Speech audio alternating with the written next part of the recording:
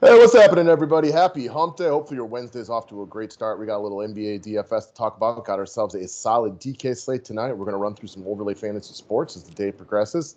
I think what we'll do, so usually about every couple of weeks, we try to do things that will give out a members-only video for free. Right now, the overlay is at 1051 for Twitter followers. If we can get them up to, let's say, 1200 by 1 week from today, so by Christmas, we'll throw out a three public video or a three members only video for the public. If you're not following them on Twitter yet, you should. I know we talk about them every day. Told Matt I got real lucky last night. Just squeaked into the money, courtesy of the confidence rankings just being enough. But I was sweating out this Harold versus Oubre thing with a 0.25 difference. And I was just telling Matt, man, like, I would have been so angry if I had lost it by 0.25 yesterday, but fortunately, just enough on the confidence rankings to squeak into the money. It always is nice when it works out like that. We talk about it all the time that sweat is real. Right. I mean, I'm still freaking out over the loss I had to you in fantasy football. So I've had a lot of close losses lately. So it was good to get a really lucky close win. Luck plays such a factor in this DFS thing on a daily basis. It's nice when it works out in your favor, guys. All that being said, let's roll into our DK picks for the day. Thumbs up is appreciated. Subscribe to the station if you're new to it.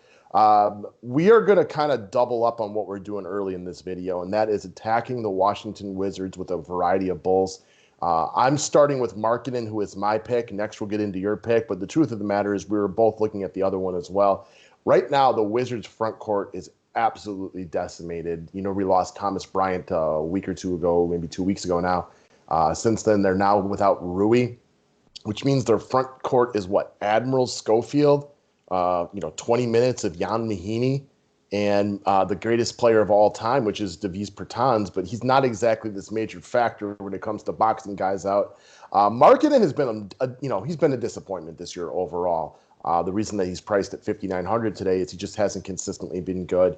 Had a real nice game the other day, and then followed it off as being part of a Bulls team with just a massive letdown against the Oklahoma City Thunder. This is a really good spot for him and a variety of the Chicago Bulls to just, get after it. The Wizards give up huge DFS points to point guards, shooting guards, small forwards, power forwards, and centers. So, surprise, everybody does well against the Wizards because they're all pace and absolutely no defense. I expect Markkanen to get a variety of open three-point shots today. I expect him to get above his yearly average of 6.8 rebounds because he should be able to do some work in the post. I just have a lot of interest in the Bulls today, basically like every team that faces the Wizards. Yeah, this is such a crush spot for Chicago. You've got like both teams' big men in really, really good spots. The problem is Washington doesn't have any big men right now. Like you mentioned, their top big man is Jan Mahinmi. That's sad. There's no other word. There's literally no other word I can say, but that is. Well, you could go with pathetic. I heard someone else say this the other day that like Jan Mahinmi is the Wizards' best option right now, and on most other teams, like he would never even get to that spot. You know what I mean? Like it's crazy that he's the guy they're running out there. Here's a question for you: is he better than Tyson Chandler, who's currently on the Rockets? Like, could he be the backup center in Houston? He's probably like. So I'd rather have Chandler because, like, I think he's more of like a veteran presence and knows his role more, like rebounding and like blocking shots. But wow, what a great question! You know, I love those. So I love those. So yeah, back to on track. Markkanen was one of the first guys I was looking at this morning. I really couldn't decide between him and Wendell Carter. We're going to talk about Carter in a minute. It's just such a crush spot for the Bulls here. If there was a game for Markkanen to just go off, it's this game. It reminds me of that spot in Charlotte at the beginning of the year. Really encouraging his performance a couple days ago. Obviously, wish he backed that up last time out, but man, he couldn't ask to be in a better spot tonight. At 5,900, let's just put it like this. I feel better about him tonight at 5,900 than I did Blake the other day at 5,900, even if Drummond was out. Because as bad as Markkanen's year is gone, at the 5,900 price tag, he's fine. This isn't the spot like last year where we were paying $8K for him, repeatedly because he was shelling out like that. He's obviously been a disappointment this year, but the price tag now affects that. And he averages about cash game, give or take cash game value on this price tag. Good spot for him, which leads us right into our next pick, which is going with Wendell Carter, guys. And this can be a situation where you can play your favorite or play them both together. Kind of like Dwight Howard and JaVale McGee. I forgot to look at the ownership discrepancy between the two of them, but I was pretty dead set on playing both of them yesterday. Kind of made it a priority. I look at these guys, it's a little different today, but kind of in the same fashion. Like, one of them's likely to have a really good game, and the other one's probably going to be at least average. And by playing them together, you get both sides of that. The only thing they really do that's the same is rebound. Other than that, they work on different parts of the floor. They have different type games. They could both eat here. It's a great spot for just a Washington big man in general. I actually prefer Carter if I have to choose, just because he's more of a prototypical big man.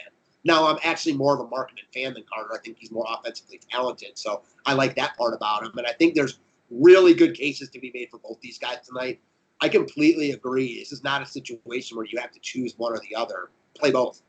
Yeah, when you're playing Washington, you can play a variety of guys against them. It's not like they eat into one another. I think for newer NBA DFS players, which is not most of you guys, but for newer NBA DFS players, they're trying to pick like the best play from each game. When you're playing Washington, there's a reason that every position on the floor averages well above average DFS points against them, because they're awful.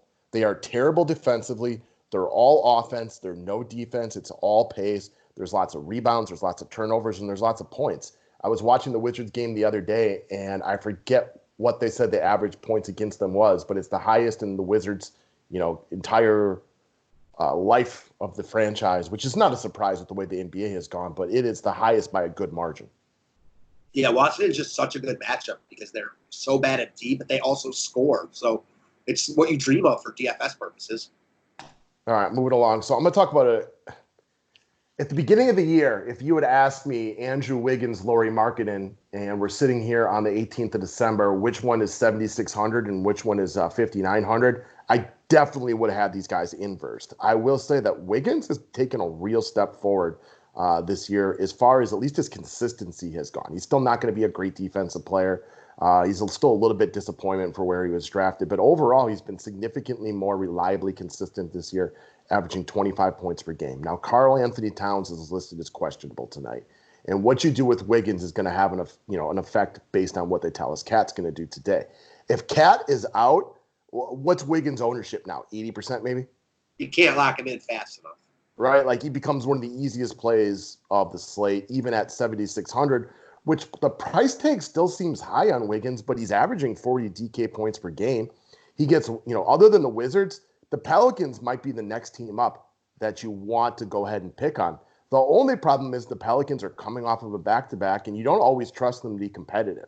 They're very reliant on making three-pointers, but if, you watched the game last night, they're not very good at it, especially when they're missing J.J. Redick. So my biggest concern on Wiggins today, with or without Towns, is just the Pelicans staying competitive in this one. Now, the flip side of that, the Timberwolves are usually really good at giving their stars a pretty good run of minutes, even if there is a point discrepancy. And I don't want to go into the night betting on the Timberwolves to win by 25 because that's just not a very common thing for them to do. Wiggins has been wildly reliable this year. And after the Wizards, I think the Pelicans are my second favorite team to pick on. Yeah, it's a great spot for Wiggins here, even if Towns is in. Cog in the machine type of play. And if Towns is out, he becomes, like you said, the easiest play on the slate. He could be 9,500 here and still be a great play. So New Orleans is in a bad spot coming off an OT back-to-back game last night. They've lost 14 games in a row or something. Is it only 14? I thought it was 198. But the Timberwolves have also lost 10 games in a row. So this should be a competitive game. You saw last night with the Knicks and Hawks. Blowouts can happen with these shitty teams whenever, wherever, because these teams are bad. I don't expect a blowout here, though. Minnesota should win if they play well, but if Towns is out, the game should even be closer. Bad spot for New Orleans, but a good spot in the sense they have to be playing a bad team in Minnesota. Right, and another good thing for New Orleans as far as back-to-backs, at least they're pretty young. This is not an older veteran team like Oklahoma City where everybody's 30-plus. Everybody on this team is relatively young. Drew Holiday is the elder statesman of this team. You're so right, though. They rely too much on three-point shooting when they don't have good three-point shooters. Redick is their only guy that I feel comfortable with. He's their only elite three-point shooter. And then you got Lonzo Ball, Brandon Ingram, Josh Hart, who we talked about yesterday. They're fine, but they're not good three-point shooters. It's kind of like Eric Bledsoe of the Bucks, right? He can shoot the three, but you're not guarding the three-point shot when he takes it, and they're filled with that. and they can go a really long time. Their coach was talking about it last night during the halftime interview, saying like, we need to be more consistent on offense. And the Nets just went and took Brandon Ingram out of the game and made them use other guys, and nobody was hitting shots. Outside of Hart going 4 for 4 to start, like they couldn't hit a three-pointer to save their lives. They are definitely a bunch of like Eric Bledsoe's or Julius Randle's from 3. Like they can make an open 3, but you're not scared of them at all. Right. Congratulations. I can make an open 3 if nobody's guarding me, but it's not something you're scared of. Although from what you've told me from your games, are you sure you can make an open 3? Well, I choke up a little bit in the game when there's actually people out there. Just when I'm by myself in the gym. Fair enough. But I suck, so you're not expecting me to be good at anything when it comes to athletics at this point. So next up, we want to get off the beaten path a little bit.